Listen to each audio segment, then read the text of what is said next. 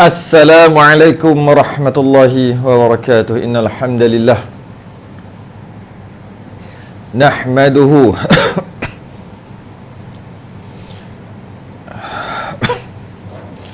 nasta'inuhu wa nastahdihi wa nastaghfiruh wa na'udzu billahi min shururi anfusina wa min sayyiati a'malina. Man yahdihillahu fala mudilla lahu wa man yudlil fala hadiya lahu. Asyhadu an la ilaha illallah wahdahu لا شريك له وأشهد أن سيدنا محمدا عبده ورسوله. اللهم صل وسلم وبارك على سيدنا محمد الفاتح لما أغلق والخاتم لما سبق ناصر الحق بالحق والهدي إلى صراطك المستقيم. صلى الله عليه وعلى آله وأصحابه حق قدره ومقداره العظيم. اللهم نور بالكتاب بصري وأتلق بلساني واشرح بصدري واستعمل به جسدي بحولي وقوتك فإنه لا حول ولا قوة إلا بك سبحانك لا علم لنا إلا ما علمتنا إنك أنت العليم الحكيم ولا حول ولا قوة إلا بالله العلي العظيم. أما بعد, Alhamdulillah, kita rafa'kan kesyukuran dan terima kasih kita Allah Ta'ala. Sambung Risalah Al-Mahid Lil Mubtadi'in, Taharah bagi mustahadah. Taharah bagi mustahadah.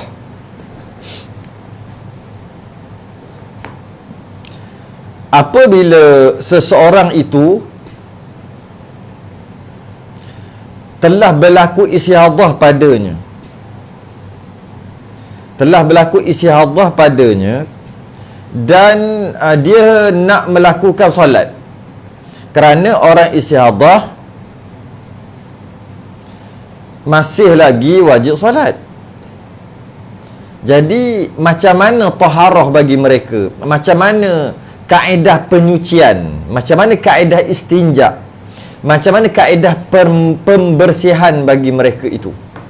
Mereka yang mana? Mustahadah, orang yang telah ditimpa istihadah.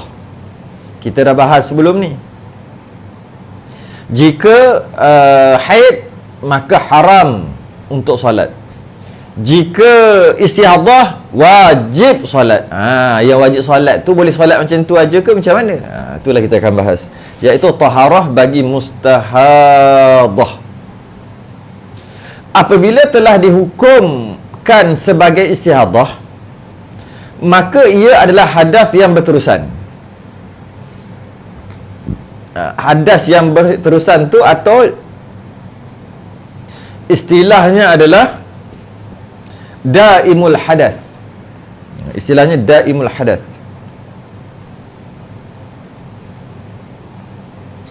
Iaitu hadas dia keluar berterusan,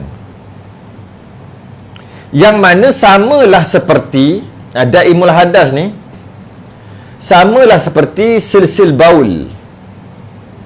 Orang yang air kencing menitik-nitik, tak ada waktu yang berhenti pun. Hukum samalah dengan istihadah, iaitu hadas sentiasa, najis sentiasa keluar, atau dia sentiasa berhadas.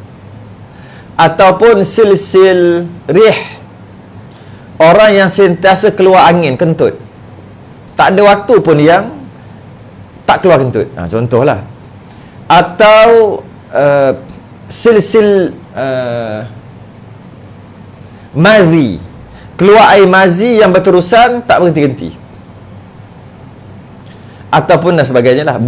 Bawasir, buasir, yang mana buasir itu keluar darah tak berhenti. Itu dipanggil daimul hadas. Begitu juga dengan perempuan yang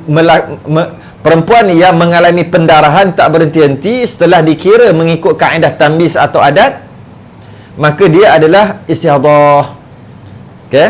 Bila dia adalah istihadah, maka wajib solat dalam keadaan ada darah, dalam keadaan daimul hadas. Macam mana tu? Kena solat macam mana? Kerana daimul hadas tidak menggugurkan kewajipan solat. Tak menggugurkan kewajipan solat. Dengan maksud orang yang istihadah wajib solat juga walaupun darah duk keluar. Kerana darah yang dikira mani', yang dikira penghalang ibadah adalah haid dan nifas sahaja. Istihadah tak termasuk. Maka wajiblah dia sembahyang, tidak menggugurkan kewajipan sembahyang. Dan puasa pun dikena juga, serta tidak menghalang dari mengerjakan ibadah lain. Ibadah lain semua boleh buat, seperti baca Quran, masuk masjid, jima' dan sebagainya. Sedangkan ketika haid dan nifas, tak boleh baca Quran, tak boleh masuk masjid, tak boleh jima' dan sebagainya. Malah tak boleh solat dan tak boleh puasa. Tapi istihadah wajib solat, wajib puasa, harus ataupun boleh baca Quran, boleh masuk masjid, boleh jima' dan sebagainya. Oleh yang demikian, terdapat beberapa langkah yang perlu diambil ketika bersuci. Ada dia tak sama dengan orang salim, orang yang sejahtera, orang biasa tak sama. Cara istinja, cara penyucian, cara taharah tu tak sama. Kerana penyucian tu secara darurat. Penyucian tu darurat. Kenapa darurat? Sebab nak semayang macam mana darah duk keluar. Tapi wajib semayang. Kalau basuh keluar balik. Kalau ambil wuduk batal balik, keluar darah kan batal. Nak semayang darah ada. Darah adalah najis, perkara yang menyebabkan sembahyang tidak sah. Habis tu macam mana? Maka nak tak nak kena sembahyang. Dia panggil solat dalam keadaan darurah. Bila solat dalam keadaan darurah, maka penyucian dari sudut basuh dan sebagainya pun darurat jugalah. Sebab kalau ada darah, basuh-basuh darah tu hilang, maka selesai masalah, boleh sembahyang.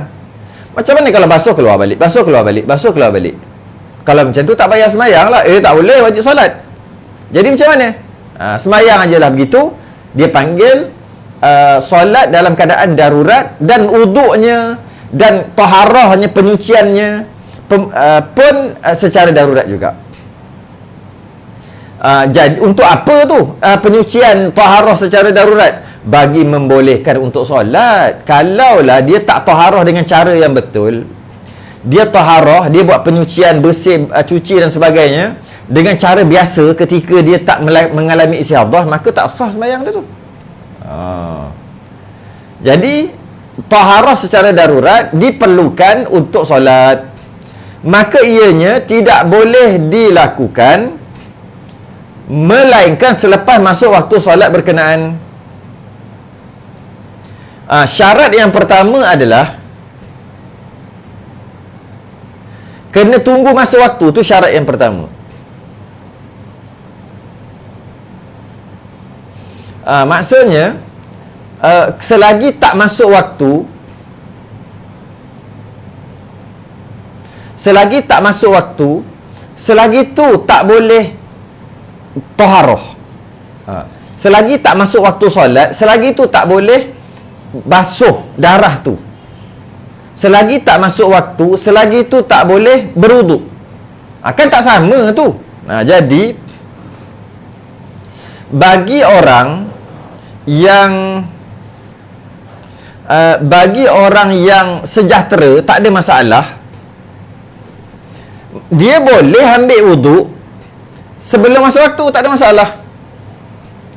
Dia boleh kalau dia ada najis kat badan dia, dia boleh buang, basuh najis sebelum masuk waktu, tak ada masalah. Tapi dia boleh berwuduk sebelum masuk waktu, tak ada masalah. Itu orang sejahtera. Tapi orang yang istihadah, dia tak boleh. Dia kena tunggu masuk waktu dulu. Lepas masuk waktu, baru dia boleh untuk basuh, cucikan. Kemudian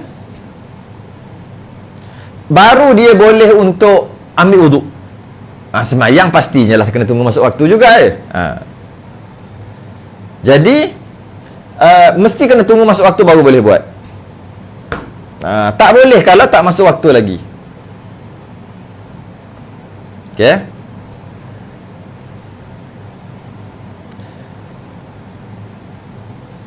Kenapa dia kena tunggu masuk waktu baru dia boleh istinja, basuh dan beberapa perkara tadi? Dan kena tunggu masuk waktu. Kenapa? Sebab taharah dia tu ataupun penyucian, istinja, basuh dia tadi tu dan wuduk dia tadi tu darurat. Apa bukti darurat? Lepas dia basuh, keluar darah balik. Lepas basuh, keluar darah balik. Lepas basuh, keluar darah balik. Itu bukti penyucian dia tu, istinja dia tu darurat. Dia ambil wuduk. Lepas dia ambil wuduk, darah keluar. Dia basuh-basuh, ambil wuduk balik, darah keluar balik, darah keluar balik, darah keluar balik. Jadi, itu bukti penyucian ketika istiadah ni secara darurat, terpaksa. Maka, apabila waktu tak masuk lagi, waktu tu tak ada kewajipan. Ketika waktu tak masuk lagi, tak masuk Zuhur lagi, pukul 12 baru tengah hari, masa tu kewajipan Zuhur tak ada. Bila kewajipan Zuhur tak ada, maka tak bolehlah dia cuci awal-awal. Sebab kalau dia cuci awal-awal, darah keluar balik. Kan darurat, tak darurat lagi. Kenapa pula tak darurat lagi sedangkan darah istiadah dah keluar lama dah? Tak darurat lagi sebab tak ada kewajipan lagi. Kan sembahyang Zuhur wajib apa pukul 12. Sembahyang Zuhur pukul 1 berapa, tengoklah masuk pukul berapa. 1:30 baru Zuhur. Yelah, pukul 12 ambil siap-siap. Tak boleh sebab tak darurat lagi. Akan datang baru darurat, iaitu pukul 1:30. Bila pukul 1:30, maka kewajipan untuk sembahyang dah ada. Bila 1:30 sebab dah masuk Zuhur. Bila kewajipan dah sembahyang dah ada, kewajipan sembahyang dah ada, tapi nak wuduk tak boleh, nak basuh tak boleh. Kenapa pula? Basuh-basuh darah keluar balik. Wuduk darah keluar balik, membatalkan wuduk. Maka kerana itulah kena tunggu masuk waktu. Bila ada kewajipan, iaitu solat, dan apabila penyucian tu tak dapat buat kerana darah tak berhenti-henti, wuduk tak dapat dibuat kerana darah tak berhenti-henti, maka basuh ajalah macam tu, maka wuduklah macam tu. Dalam keadaan sebab macam tu aja. Habis tu macam mana darah keluar balik? Tak apa. Tak apa. Sebab apa? Sebab darurat. Dan kewajipan Zuhur telah ada sekarang. Kalaulah pukul 12 sebelum masuk Zuhur, kewajipan Zuhur tak ada. Kerana tu dia tak dikira darurat lagi. Dan berwuduk ataupun penyucian istinja basuh tadi tu yang dalam keadaan istiadah, dia tidak mengangkat hadas. Dia tidak menyucikan, basuh darah, dia tak keluar balik. Maka pembasuhan tadi tu bukan menyucikan, tidak. Dia bukan menyucikan. Dan wuduk juga bukan mengangkat hadas. Dia sekadar liistibahati fardhis salah. Sekadar mengharuskan solat aja, bukan mengangkat hadas. Nak angkat hadas macam mana? Darah duk keluar tak berhenti. Maka kerana itulah kena tunggu masuk waktu. Bagi orang yang sejahtera, orang yang salim, orang yang sehat, orang yang tak ada istihadah, disunatkan untuk kalau dia ada najis dekat badan dia, basuh awal-awal sebelum masuk waktu. Disunatkan dia berwuduk sebelum masuk waktu. Itu bagi orang sejahtera. Orang yang sejahtera, yang sehat, disunatkan kalau ada najis kat badan, basuh sebelum masuk waktu dan berwuduk sebelum masuk waktu. Masuk waktu dia terus sembahyang. Bagi orang yang istihadah, daimul hadath, maka dia tak boleh tunggu masuk waktu. Dia kena wajib bila masuk waktu baru dia wajib buat, baru dia boleh buat. Buat apa ni? Basuh najis yang ada dan ambil wuduk. Kerana itulah yang pertama adalah tidak boleh dilakukan taharah secara darurat tadi, melainkan selepas masuk waktu solat berkenaan baru boleh. Itu syarat yang pertama. Syarat yang kedua, tak, itu kira syarat. Saya tulis itu bukan syarat yang pertama lah. Itu syarat, itu antara syaratnya. Dan syarat yang pertama adalah hendaklah membasuh farasnya sebelum berwuduk. Itu syarat yang pertama. Iaitu bahasa lain dia panggil istinja. Dia wajib basuh darah istiadah tadi sebelum ambil wuduk. Dia wajib istinja sebelum ambil wuduk. Dia wajib buat ada 6 step. 6 step ni dia wajib buat. 6 perkara. Yang pertama dia wajib buat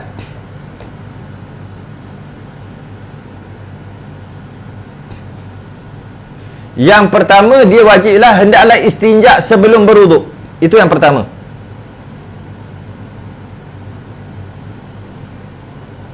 Hendaklah istinja sebelum berwuduk. Itu syarat yang pertama dia buat. Masuk waktu istinja. Istinja ni apa? Basuh. Menghilangkan najis. Okey, bila ni? Sebelum ambil wuduk. Kalau dia basuh, darah keluar balik. Darah basuh tu tak apa. Yang penting wajib basuh. Walaupun dia kata tak ada fungsi pun. Tak ada fungsi macam mana? Kalaulah basuh, tetap keluar balik. Kalaulah basuh sekarang, tak sampai 2 saat keluar balik. Jadi seolah-olah basuh tu tak ada guna. Sebab dia akan keluar balik. Tetap juga wajib basuh. Walaupun dah tahu lepas tu dia keluar balik. Walaupun belum habis basuh tu, tengah basuh tu dia keluar. Berhenti basuh, dia keluar balik. Walaupun begitu, tetap wajib istinja. Tetap wajib basuh. Kalaulah lepas basuh, darah berhenti. Tiba-tiba darah berhenti. Maka tak perlu buat kedua, ketiga, keempat, kelima. Tak perlu buat. Iaitu tak perlu menyumbat ke apa, tak perlu. Itu cukup dah. Habis tu macam mana? Macam mana dah basuh kali pertama tu berhenti, ambil wuduk sembahyang. Syarat kedua, ketiga tak payah buat. Sebab dengan basuh telah memadai, iaitu darah telah berhenti. Dan darah tak keluar-keluar dah. Maknanya dia dah sembuh daripada istihadah lah maknanya. Tak perlu buat apa-apa, tak perlu. Basuh aja, darah berhenti. Darah berhenti, ambil wuduk sembahyang. Kan dia istihadah telah berhenti. Kenapa pula istihadah telah berhenti? Dah basuh-basuh terus berhenti? Okey. Jika dengan basuh keluar balik, ini baru jadi basuh-basuh keluar balik. Itu biasalah jadi basuh-basuh keluar balik, basuh-basuh keluar balik. Maka dia wajib buat yang kedua. Iaitu wajib menyumbat kemaluannya, farasnya dengan umpama kapas. Apa-apa? Umpama kapas. Itu contoh aja. Apa-apa sahaja. Jenis yang boleh menyerap. Bagi menahan atau mengurangkan darah yang keluar. Apa tujuan basuh? Tujuannya nak hilangkan darah. Dia keluar balik, nak buat macam mana? Maka kembali wajib buat yang kedua pula. Wajib menyumbat. Kenapa nak sumbat? Sebab nak bagi darah berhenti. Tujuannya satu aja, iaitu nak bagi darah berhenti. Atau kalau bukan nak bagi darah berhenti pun, tengok bagi menahan darah tu daripada tak keluar. Sebab tu wajib sumbat. Atau mengurangkan darah yang keluar. Dia tetap keluar juga, tapi mengurangkan. Darah yang keluar tu dapat kurang sikit. Sepatutnya keluar banyak ni, katalah amount tertentu banyak ni dah keluar darah. Kalau dia habis dia sembahyang keluar banyak ni, dengan dia sumbat keluar separuh, maka wajib sumbat. Maksudnya mengurangkan darah yang keluar. Wajib wajib sumbat. Dengan umpama kapas, apa-apa yang jenis lembut, tisu boleh, apa-apa yang lembut, disunatkan untuk renjis penyumbat tadi tu dengan kasturi ataupun air wangi lah, air wangi. Yang tisu ataupun kapas ataupun apa-apalah, alat moden ataupun alat lama, alat baru, tak ada masalah. Kadang-kadang ada alat-alat moden kan. Maka wajib sumbat. Sumbat tu wajib. Jika tak sumbat, maka tak sah sembahyang nanti. Sebab tu wajib sumbat. Kalau dengan dia sumbat, darah terus berhenti. Dengan dia sumbat, darah terus berhenti, maka tak perlu buat yang ketiga, keempat, kelima. Tu kaedah dia. Yang ada sampai kelima ni, yang sampai keempat ni lah, 1, 2, 3 ni, sebab dengan buat, darah tetap keluar.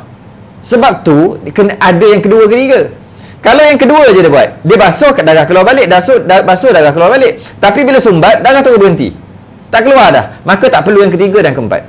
Tak perlu. Bukan yang ketiga. Yang keempat perlu. Yang ketiga tak perlu. Tak perlu dah. Maka ambil wuduk semayang. Sebab darah telah berhenti. Tapi dengan sumbat, darah keluar juga. Darah keluar juga. Dengan sumbat. Tak apalah, keluar-keluar lah. Kembali kepada yang ketiga. Maksud pergi yang ketiga pula. Ada tak orang yang tak wajib sumbat? Ada tak? Ada. Ada. Ada dua keadaan yang tak wajib sumbat. Ada satu keadaan yang wajib sumbat, iaitu sumbat tadi dapat memberhentikan darah keluar, berhenti terus. Ataupun dengan sumbat dapat mengurangkan. Pasti dapat mengurangkan. Kalau tak berhenti pun pasti akan kurang. Maka walaupun sekadar dapat mengurangkan tapi tak dapat memberhentikan, tetap juga wajib sumbat. Itu satu. Itu satu perkara yang kerana apa wajib sumbat. Ada dua perkara, dua keadaan yang tak wajib sumbat. Yang pertama, jika dengan sumbat menyakitkan dia. Ad-dararu yuzal. Kemudaratan hendaklah dihilangkan atau dihindarkan. Maka dengan sumbat menyebabkan memudaratkan dia. Maksudnya sakit, mendatangkan kesakitan, mendatangkan penyakit lain. Kerana tersumbat, bertakung ke apa, dia mendatangkan penyakit lain. Mendatangkan ketidakselesaan yang sangat banyak. Kalau ketidakselesaan sikit-sikit tak boleh lagi. Sangat tak selesa. Sangat tak selesa. Sehingga kan ketika solat tak ada fikir lain. Fikir sakit atau tak selesa tu je dalam kepala. Sebab terlalu tak selesa. Jika macam tu, tak perlu bercawat. Tak wajib. Sekadar sumbat aja. Tak bercawat pula. Tak perlu menyumbat. Tak perlu menyumbat. Memadai terus lompat yang ketiga. Yang kedua iaitu bercawat. Jadi tak perlu sumbat dah. Kerana apa? Kerana memudaratkan ataupun kerana tersangat tidak selesa, mengganggu konsentrasi semayang. Maka waktu tu tak perlu sumbat. Lompat yang ketiga pula. Boleh buat terus lompat yang ketiga. Tapi kalau lah dengan sumbat terus berhenti, tak perlu dah yang ketiga. Sebab tujuannya nak berhentikan kan. Biasanya kalau sumbat dia keluar juga. Okey. Dengan dia sumbat keluar juga, cuba dapat mengurangkan sahaja. Dan dia pun sumbat, dan sumbat dia tu tidak menyakitkan, maka dia wajib sumbat. Okay, right? Tapi kalau menyakitkan, tak perlu sumbat. Kalau tidak selesa sangat, tak perlu sumbat. Okey, satu. Cuma seboleh-bolehnya cubalah dulu. Okey. Yang kedua, tak perlu sumbat juga kalau bulan Ramadan, bulan puasa, ataupun dia sedang berpuasa. Kalau bukan Ramadan pun tak apa. Kalau dia puasa qada ke kan, maka kalau dia seorang yang berpuasa, dengan menyumbat akan membatalkan puasa. Dengan menyumbat akan membatalkan puasa. Jadi kaedah fiqh, al-wajibu la yutraku illa liwajibin. Kewajipan tidak boleh ditinggalkan, tak boleh nak tolak kewajipan, melainkan dengan kewajipan juga. Jadi sumbat tu wajib, puasa pun wajib. Maka kalau sumbat batal puasa, maka boleh tinggalkan sumbat kerana puasa tu wajib. Jadi kalau sumbat batal puasa, berdosa. Maka boleh tinggalkan menyumbat sebab dia berpuasa. Cuma hanya boleh meninggalkan siang hari sahaja, iaitu solat subuh, solat zuhur dan solat asar. Maghrib dan isyak wajib sumbat balik. Maghrib dan isyak wajib sumbat balik sebab malam, mana ada orang puasa malam. Jadi hanya ada dua keadaan saja yang yang menyebabkan tak wajib sumbat. Boleh lompat terus kepada kaedah yang ketiga, tak perlu kaedah yang kedua, iaitu apabila dia menyakitkan, mendatangkan mudarat, ataupun tidak selesa yang tersangat tidak selesa, ataupun dia seorang yang berpuasa, maka tak wajib sumbat. Boleh terus yang ketiga. Bila dia sumbat, keluar juga darah kerana dapat mengurangkan saja, maka oleh kerana keluar balik darah, kalau tak keluar darah memadai dengan menyumbat saja, keluar darah, maka wajib buat yang ketiga, iaitu bercawat. Cawat seluar dalam, underwear, wajib pakai dengan ketat. Kalau saiz dia, saya tak tahulah, saiz ni saya sebut aja. Kalau saiz dia tu XL, pakai saiz L ataupun M, macam tu kot. Kalau saiz dia L, pakai S. Maksudnya bagi ketat supaya dia rapat. Tak boleh pakai longgar-longgar, tak boleh. Wajib ketat. Maka kena pakai saiz yang ketat, macam tu. Cawat, atau orang sekarang seluar dalam lah. Bercawat. Adakah boleh sekadar nak bercawat aja, lepas tu letak pad? Bercawat tu maksud seluar dalam lah. Letak pad, tak boleh. Mazhab Syafi'i pendapat muktamad, tak sah sembahyang. Dia wajib sumbat. Tak boleh sekadar bercawat pakai seluar dalam dan letak pad di luar. Tak boleh. Tak boleh, tak boleh. Dia wajib sumbat. Kecuali tiga tadilah. Kecuali menyakitkan, tak selesa sangat, ataupun dia berpuasa.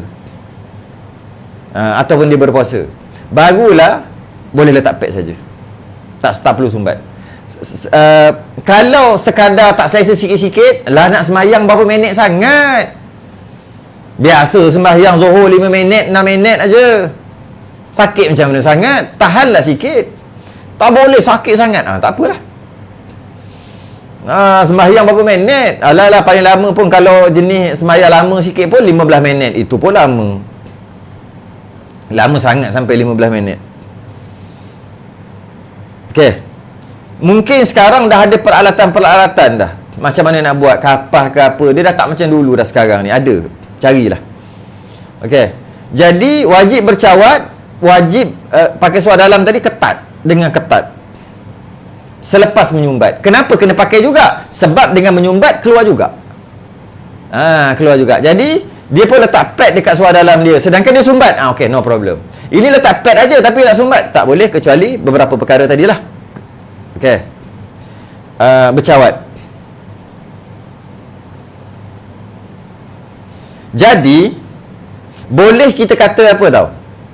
Sumbat cerita lain, bercawat ni ataupun seluar dalam ni maksud memakai tuala wanita.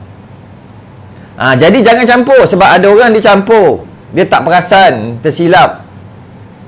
Dia kata maksud sumbat tu pakai tuala wanita lah. Itulah pakai pad, itulah maksud sumbat. Bukan. Yang kata pakai tuala wanita tu lah yang cawat. Cawat tu lah. Itulah maksud pakai tuala wanita. Yang sumbat tu lain. Kerana apa saya kata gini? Kerana dalam kaedah menyumbat, kalau kita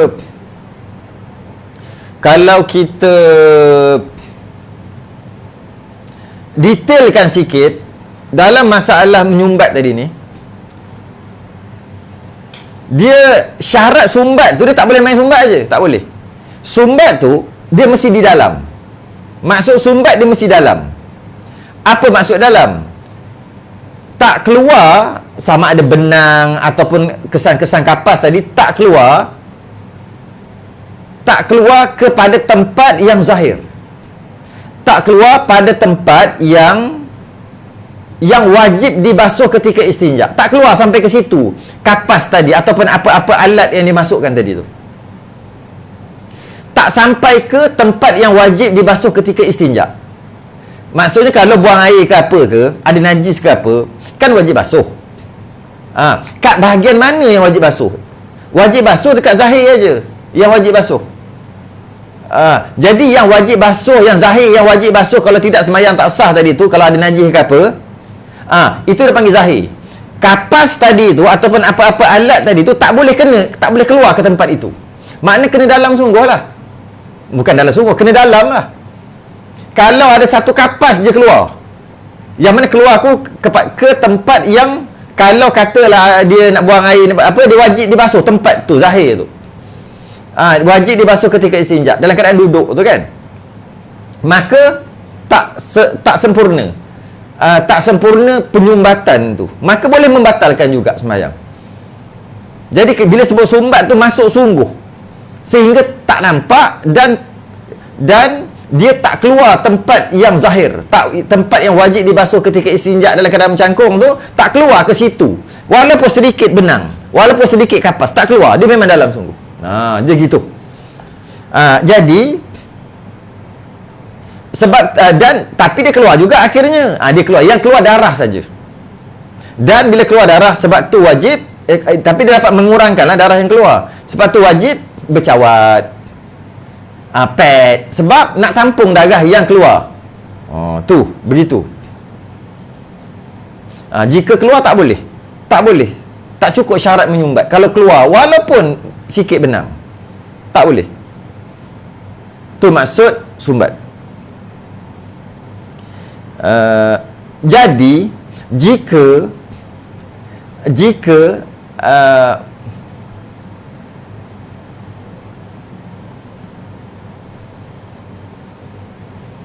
ada alat-alat moden ni yang dia masuk, kemudian ada benang, ada macam tali, sebab untuk tarik balik keluar.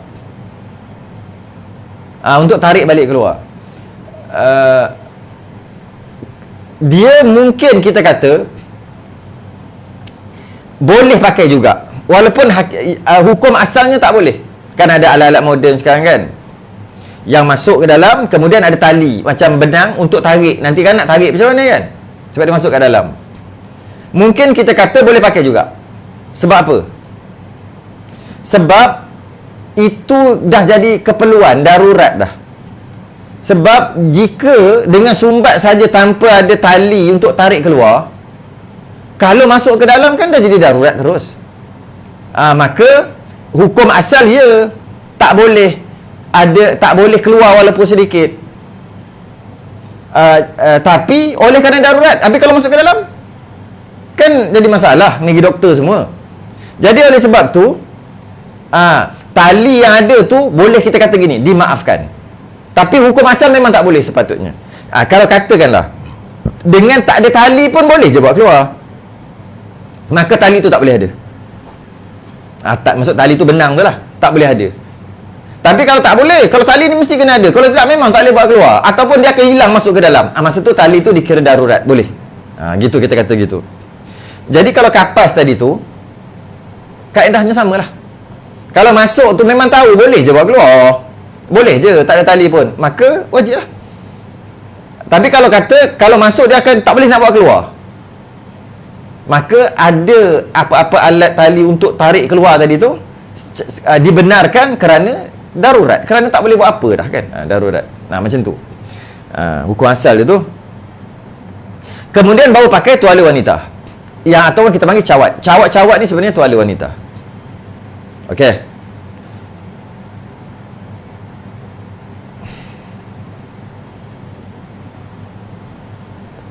Seterusnya,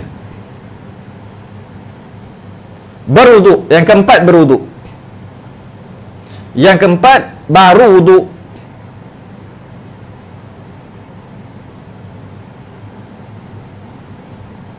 Baru boleh wuduk.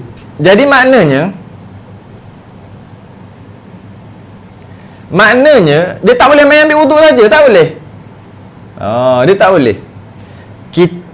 Dalam hukum fiqh, jika seseorang itu buang air kecil, buang air besar contoh, maka ada najis lah, dia tak basuh lagi, maka ada najis lah kan. Ada najis lah sebab dia buang air kecil, buang air besar, dan dia tak basuh, maka ada najis lagi, kesan-kesan. Nak sembahyang tak boleh lah. Dan dia ambil wuduk. Dia ambil wuduk tadi tanpa basuh, sah wuduk dia. Sah wuduk dia. Walaupun mudah kata dia tak basuh, buat dia buang air besar, buang air kecil, tak basuh. dia ambil wuduk, sah wuduk dia. Sah. Cuma kalau dia nak sembahyang, dia wajib basuh dulu. Kerana ianya perkara yang syarat sah sembahyang adalah suci daripada najis. Maka dia boleh sembahyang sebab dia ada wuduk. Tapi nak sembahyang tak sah sebab ada najis. Maka dia boleh basuh. Masa dia basuh, kalau dia pakai tapak tangan, basuh dengan tangan, tapak tangan, batal wuduk. Jadi dia pakai sarung tangan. Saya bagi contoh je. Pakai sarung tangan, dia basuh. Dia pakai sarung tangan, betul dia basuh. Maka dia tak perlu ambil wuduk dah. Wuduk je memang sah, boleh sembahyang terus. Jadi kita dapat faham di sini bahawasanya syarat untuk sah wuduk, syarat untuk sah wuduk tak disyaratkan suci daripada najis. Tak syarat. Untuk sah wuduk tak syarat suci daripada najis. Ada najis tetap juga sah wuduk. Itu keadaan normal lah, keadaan biasa.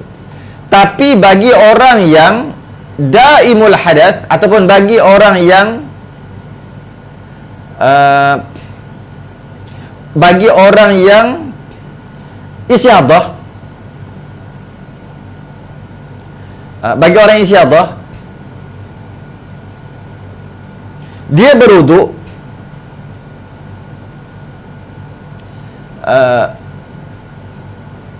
lepas dia berwuduk, darah masih lagi keluar, dia bukan macam tu, bukan.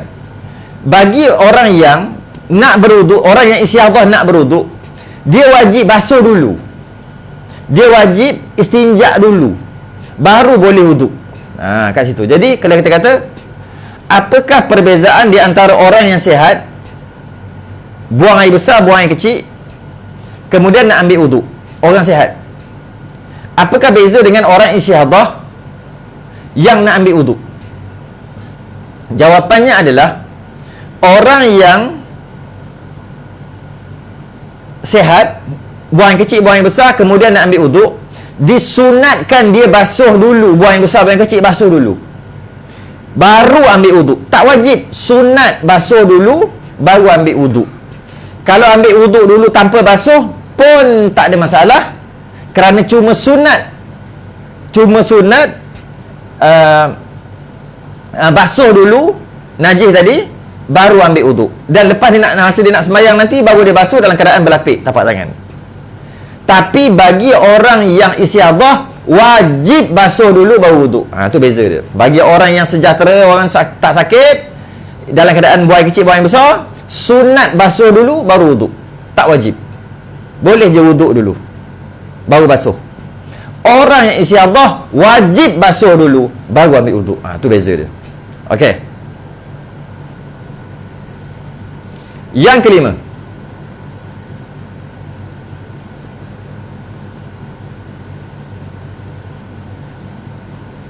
melakukan semua perkara tersebut secara muwalat, iaitu berturut-turut, hingga solat. Secara muwalat, berturut-turut sampai solat. Maksud berturut-turut ni jangan berlengah lagi. Macam mana? Lepas dia istinja, lepas dia basuh, darah keluar kan? Darah keluar, dia basuh. Dah basuh pun darah keluar balik. Dia wajib terus sumbat. Kalau dia tak mudarat lah, terus sumbat. Ataupun dia tidak berpuasa, terus sumbat. Lepas sumbat, terus cawat, terus pad. Lepas bercawat, terus wuduk. Lepas wuduk, terus sembahyang. Terus tu tak boleh berlengah lagi. Contoh, lepas dia basuh, istinja, masa nak sumbat, bunyi telefon. Dia pun jawab telefon dulu. Jawab telefon kejap-kejap, aku dah ambil air ni, nanti aku keluar. Dia letak telefon, dia wajib basuh balik. Sedangkan dia dah basuh tadi, kerana dia buat pekerjaan yang tak ada kena-mengena dengan sembahyang tu, maka dia wajib basuh balik. Macam tu juga ketika dia dah basuh dan dia sumbat. Dia basuh dan sumbat. Bila dia basuh dan sumbat, bunyi telefon, bagi contoh yang sama lah. Bunyi telefon, dia angkat dulu. Kejap, aku ada hal ni, ada hal. Sekejap lagi lah. Sekejap lagi kita jumpa, tunggu kejap. Tak lama, 5 minit, 10 minit je. 10 minit. Ataupun 15 minit. Okey. Dia letak telefon, dia wajib yang dia dah sumbat padahal ni. Dia wajib buang balik sumbat dia wajib basuh balik. Tu maksud mualat. Dia wajib basuh balik dan dia wajib sumbat balik. Walaupun dia tahu lepas dia keluarkan yang dia sumbat tadi, dia buang, dia basuh balik, keluar balik. Macam tak ada makna je. Wajib juga. Tak kira. Wajib dia basuh balik, lepas tu dia sumbat balik. Lepas dia sumbat, terus dia bercawat. Tengah-tengah dia bercawat, bunyi telefon. Macam tu lah kot. Buat contoh yang sama. Lepas bercawat tu, bunyi telefon. Dia pun, cawat tu masuk pakai pad, pakai suara dalam lah. Bercawat telefon. Lepas tu dia letak. Dia wajib buang cawat dia, buang balik. Dia wajib buang sumbatan dia balik tu. Dia wajib basuh balik. Basuh, sumbat, lepas tu cawat balik. Lepas dia habis bercawat, dia ambil uduk. Terus kena ambil uduk. Tak boleh berlengah lagi. Lepas ambil uduk, rasa lapar perut pula, nak makan nasi, pergi makan nasi. Lepas makan nasi, dia nak sembahyang. Tak boleh. Kenapa? Dia wajib buang balik semua. Dia wajib basuh balik, sumbat balik, cawat balik, uduk balik. Sebab apa? Dia telah melakukan perkara yang bukan kena mengena dengan sembahyang, maka putus mualat dia panggil. Tu maksud dia. Habis tu dia hendaklah istinja, sumbat, cawat, uduk, solat terus. Secara berturut-turut, tak boleh berlengah lagi. Dia cuma boleh buat perkara yang ada kena mengena dengan sembahyang aja. Itu tak apa. Apa yang ada kena mengena dengan sembahyang? Contohnya, dia lepas dia basuh, dia pun cari mana kapas nak sumbat ni. Ni kan? Kan dia nak cari tu kan makan masa. Tak apa, sebab dia nak cari tu kena mengena dengan sembahyang, iaitu kapas. Tengok-tengok kapas dah habis, pergi ke almari, buka almari, ambil kapas. Kan makan masa tu. Tak apa, tak mengapa. Sebab ambil kapas tu ada kena mengena dengan sembahyang. Kemudian dia pun sumbat. Mana suara dalam tadi? Cari tak jumpa. Dalam almari pergi. Kan makan masa sikit. Tak apa. Maksudnya sebab ada kena mengena. Lepas dia pakai pad apa semua, dia pun wuduk. Allah, mana air pula ni? Dia pergi cari baldi kot, contohlah. Ambil air dalam baldi. Sebab air paip, tak ada paip ke apa ke, buatlah contoh. Sebab apa? Air tu ada kena mengena dengan wuduk. Wuduk ada kena mengena dengan solat. Jadi tak apalah berlengah sikit-sikit tu. Lepas habis wuduk, mesti nak pakai baju. Cari pula mana kain kelekong aku ni. Kan makan masa juga. Maksud makan masa tu taklah sampai 5-6 minit. Maksudnya carilah, ambil, pakai kain kelekong, pakai kain apa semua. Kemudian nak sembahyang, cari pula mana pula kiblat ni. Ambil telefon, cari. Ni kiblat. Kan makan masa juga. Tak ada masalah, sebab kiblat ada kena dengan sembahyang. Lepas dah jumpa kiblat, ataupun dia nak solat berjemaah, pergi-pergi nak solat berjemaah dekat masjid, tengok-tengok Bilal tak qamat lagi. Tengok rupanya imam tak ada lagi. Tunggu imam je. Imam 5 minit baru sampai. Tak ada masalah, sebab imam ada kena mengena dengan solat, maka boleh tunggu. Dan ataupun dia nak sembahyang qabliyah dulu, boleh sembahyang qabliyah. Tak ada masalah. Boleh sembahyang. Sebab semua tu ada kena mengena dengan sembahyang. Sebab tu boleh tunggu. Tapi yang tak ada kena mengena, jawab telefon, makan nasi, borak, semua tak boleh. Bila dia buat perkara yang tak boleh, yang tak ada kena mengena dengan sembahyang, dia wajib buang balik semua, basuh daripada A balik, daripada awal balik. Okey.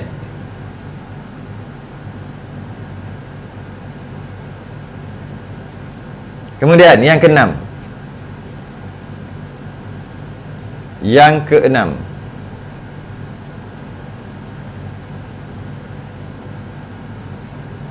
Wajib ulangi dari awal setiap kali hendak melakukan solat fardu.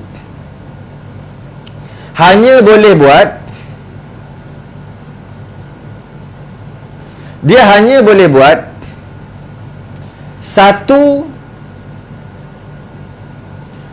fardu, macam solat Zuhur tu fardu, sekali buat, satu set. Set tu maksud basuh, sumbat, cawat, wuduk, sembahyang. Tu satu set, hanya untuk sekali. Kalaulah dia nak sembahyang asar pula, tadi Zuhur katalah, nak sembahyang asar pula, dia wajib tunggu masuk asar, dan dia wajib buat daripada A balik. Basuh, sumbat, cawat, wuduk, asar. Walaupun dia sembahyang ujung waktu, Dia sembahyang hujung Zuhur, pukul 4 tu dia start buat apa semua. 4:30 dia sembahyang Zuhur. Habis sembahyang Zuhur, tak sampai 2-3 minit masuk Asar. Adakah dia boleh sembahyang Asar? Tak boleh. Wajib masuk bilik air, buang balik, basuh, sumbat, cawat, wuduk, baru solat. Begitu. Wajib ulang. Walaupun dia kata, oh tak keluar dah kot, tak boleh, wajib buka, wajib leraikan ikatan, tengok kalau ada darah, walaupun sedikit, walaupun setitik,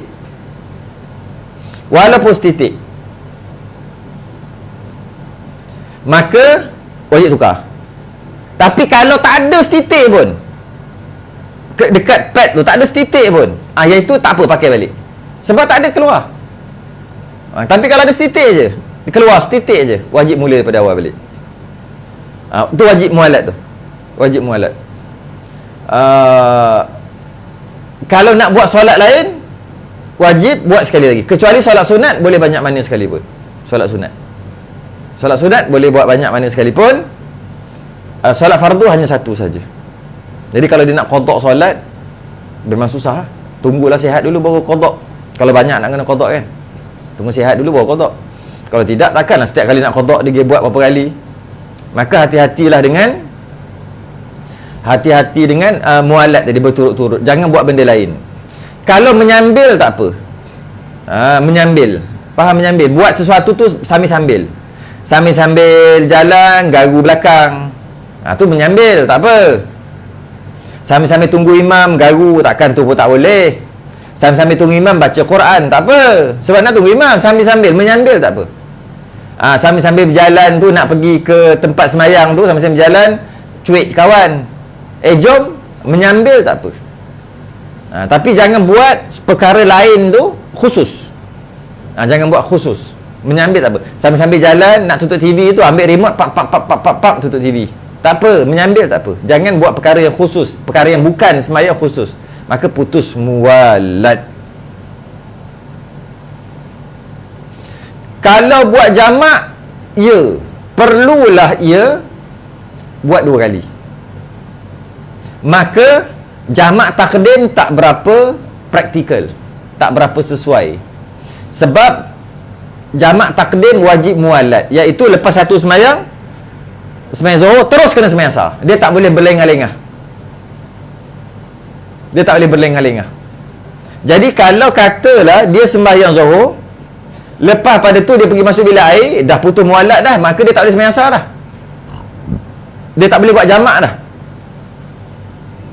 Sebab jamak takdim, lepas sembahyang Zuhur terus kena Asar terus. Lepas sembahyang Maghrib terus kena sembahyang Isyak. Kalau lepas sembahyang Maghrib dia relax 5 minit berlalu, tak boleh sembahyang Isyak dah. Lepas sembahyang Maghrib tak boleh sembahyang Isyak, tak boleh buat jamak dah. Memang itu syarat dia. Itu jamak takdim, syaratnya mesti lepas satu sembahyang terus sembahyang kedua. Jamak takhir tak apa. Dia buat waktu Asar, dia nak sembahyang Zuhur waktu Asar. Masa waktu Zuhur dia tak sembahyang lagi lah. Masuk waktu Asar dia sembahyang Zuhur dulu, lepas tu lama sikit barulah dia sembahyang Asar, tak apa. Sebab jamak takhir tak wajib terus, boleh jarak yang lama. Jadi untuk praktikal lebih senang buat jamak takhir. Jamak takdim agak tidak praktikal sebab masa yang ada tu tak lama untuk buat tu. Maka tak boleh dah sembahyang yang kedua. Okey. Macam mana pun itu pendapat mu'tamad lah. Pendapat dhaif, jamak takdim dimaafkan, iaitu boleh buat juga. Tapi bukan pendapat mu'tamad. Pendapat dhaif. Boleh buat juga, buat sekali je boleh sembahyang Zuhur terus sembahyang Asar walaupun jamak takdim. Itu pendapat dhaif. Mu'tamad tak boleh, kena buat 2 kali. Dan pendapat dhaif juga, jamak takdim sepatutnya lepas satu sembahyang Zuhur terus sembahyang Asar. Tapi bagi orang daimul hadas dimaafkan lama sikit. Maknanya lepas dia sembahyang Zuhur, dia pergi masuk bilik air, dia buat walaupun 15 minit dia keluar balik. Sepatutnya orang yang tak ada masalah, 15 lepas dia sembahyang Zuhur, lepas 15 minit tak boleh sembahyang Asar dah, jamak takdim. Itu orang yang biasa. Orang yang sakit ni dia dimaafkan. Lepas dia sembahyang Zuhur 15 minit baru nak sembahyang Asar jamak takdim. Boleh tak? Boleh juga kerana dia ada masyaqqah. Itu pun pendapat dhaif juga. Yang muktamad tak boleh lah. Biasanya kalau dalam masalah orang yang sakit ni dia biasanya dia memang banyak khilaf dan banyak keringanan. Cuma kita cuba amalkan yang muktamad dulu. Malah bagi orang yang istihadah tadi,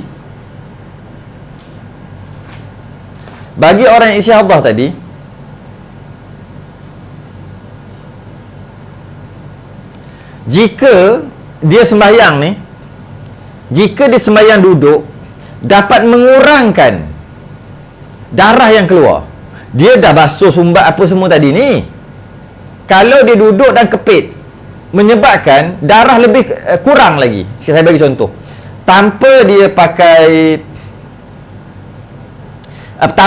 sumbat, darah keluar ni contoh ya, darah keluar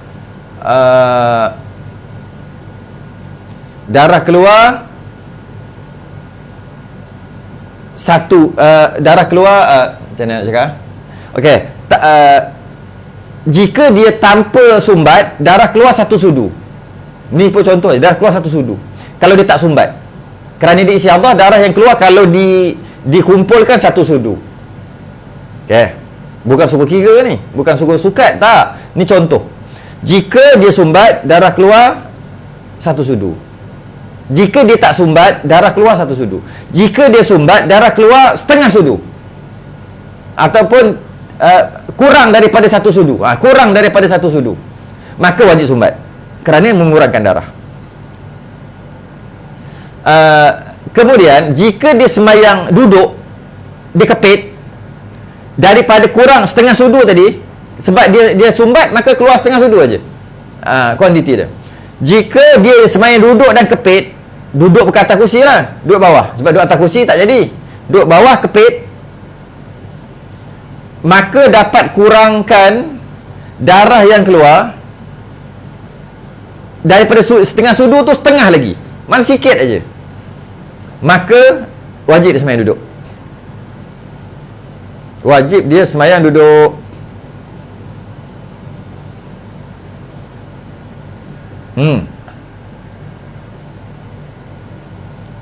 Kenapa pula dia sembahyang duduk?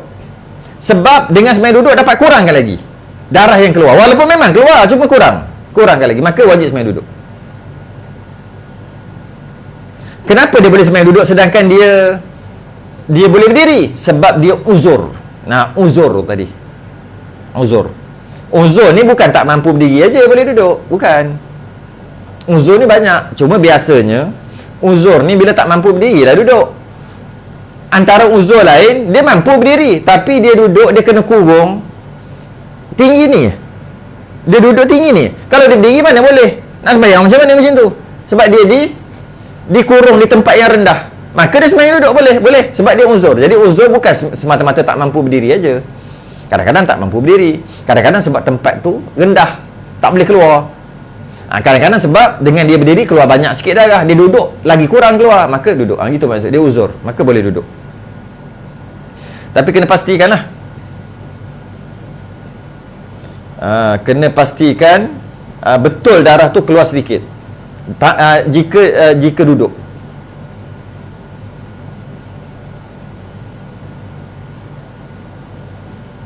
Okey. Kemudian habis dah bab tu.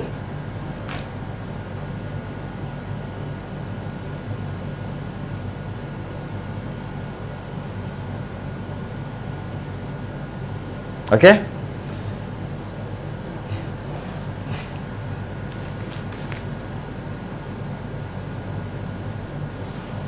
Baik, sedikit lagi yang terakhir. Bukan yang terakhir, sedikit lagi. Ijazah yang saya dapat, saya beri kepada sesiapa yang dapatkan risalah Al-Mahid lil Mubtadi ini, sama ada risalah pertama, risalah pertama, cetakan pertama, cetakan kedua, ataupun cetakan edisi kemas kini, cetakan ketiga, untuk mengamalkan amalan ini iaitu bagi memberhentikan darah yang keluar. Ni bagi yang biasa jadi istihadah. Boleh amal. Boleh amal. Ni ijazah. Iaitu membaca surah Al-An'am ayat 67. Likulli naba'im mustaqar wa sawfa ta'lamun. Berhenti ya. Dekat jim tu berhenti. Likulli naba'im mustaqar, berhenti. Wa sawfa ta'lamun, sebab dia boleh sambung. Dia boleh sambung tapi berhenti. Dengan niat berhenti tu maknanya berhenti istihadah tu. Likulli naba'im mustaqar, niat berhenti. Mustaqar kan berhenti kan? Niat berhenti darah. Berhentilah engkau darah. Wa sawfa ta'lamun. Tiap-tiap khabar berita mempunyai masa yang menentukannya dan kamu akan mengetahuinya. Itu maksud dia. Itu maksud dia. Kalau tak jelas ke apa, tengok surah Al-An'am ayat 67. Caranya adalah dibaca ayat ini sebanyak 11 kali pada air untuk dibuat minum. Bukan baca saja. Baca untuk buat minum. Baca dekat air. Baca dekat air. Bila dia baca dekat air dan minum, air tu biar terbuka. Kalau air botol ke kan, biar terbuka. Buka tudung. Kalau air dalam gelas, dah memang terbuka. Baca. Bila sebut baca dekat air, sebaiknya jangan jauh sangat air tu. Dekat sikit. Dekat dengan bawa dekat sikit lah. Jangan jauh sangat. Belah sana jauh kan, jangan. Lainlah ramai. Macam kita dah baca Yasin tu kan, ramai-ramai baca, air letak kat tengah. Itu tak apa, ramai baca sebab dia kuat. Ini seorang je, jadi maka dekat.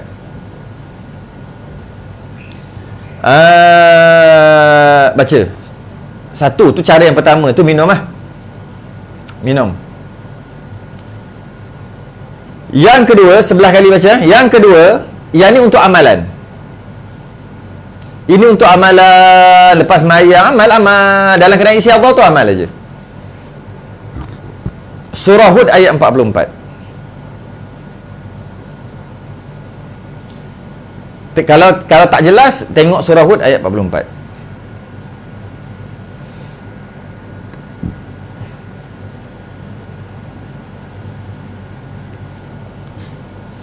Wa qila ya ardu bla'i ma'aki wa ya sama'u aqli'i wa ghidal ma'u wa qudiyal amr.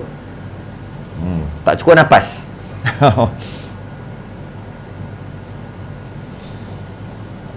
Wa qila ya, dia baca dalam keadaan kita bercakap saja, supaya dia sampai nafas tu.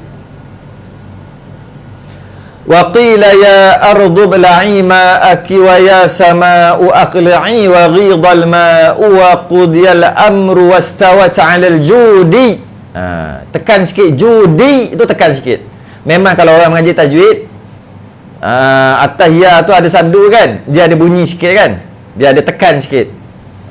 Wa qila ya ardu bla'i ma'aki wa ya sama'u aqli'i wa ghidal ma'u wa qudiyal amru wastawad 'alal judi.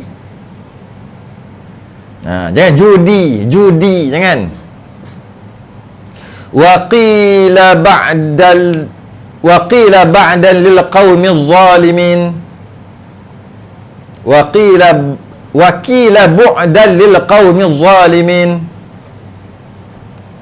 Tu tak nampak sangat dia punya apa? Dia punya baris tu, tengok Quran lah kalau tengok. Jadi berhenti dekat tu. Wa qila ya ardu bla'i ma'aki wa ya sama'u aqli'i wa ghidal ma'u wa qudiyal amru wastawat 'alal judi. Judi. Wa qila bu'dan lil qaumiz zalimin. Amal ni amalan, amal baca. Tak tahu nak buat apa, puas-puas baca. Dalam keadaan istiadah lah ni. Dan difirmankan, hai bumi telanlah airmu, dan hai langit berhentilah turunkan hujan, dan air pun disurutkan, air pun surut, perintah pun diselesaikan, perintah Allah diselesaikan, dan bahtera Nabi Nuh ni cerita tentang Nabi Nuh ni. Dan bahtera itu pun berlabuh di atas bukit Judi, dan dikatakan binasalah orang-orang yang zalim.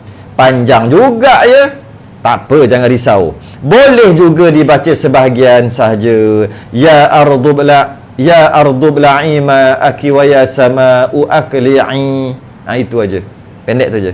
Ya ardu bla'i ma'aki wa ya sama'u aqli'i. Itu aja, ulang-ulang. Itu dia tak ada kaifiat tertentu lah. Dia tak ada kaifiat tertentu macam mana nak buat, nak baca kat air, tak ada. Dia baca amalan, ni amalan. Yang baca kat air yang tadi tu. Ayat penahan istihadah namanya. Dua-dua ni namanya ayat penahan istihadah. Dijadikan amalan, dibaca dekat air apabila berlakunya pendarahan yang tak berhenti-henti. Maka siapa yang dapatkan kitab dekat Shopee ke, jumpa saya sendiri ke, cetakan pertama, cetakan kedua, cetakan edisi kemas kini istimewa, ataupun termasuk juga yang ambil PDF, cetakan kedua punya PDF ada, semuanya telah diijazahkan. Sebab yang nak sebut qabil tu hanya orang yang ada dalam yang waktu sekarang je kan. Yang ni maknanya secara umum saya bagi je lah, semua umum lah. Maksudnya yang baca, yang dapatkan. Wallahu alam. Ada lagi akan datang perkara yang diharamkan ketika haid dan nifas. Tangguh dulu.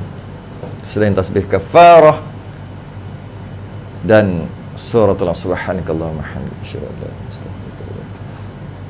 Bismillahirrahmanirrahim.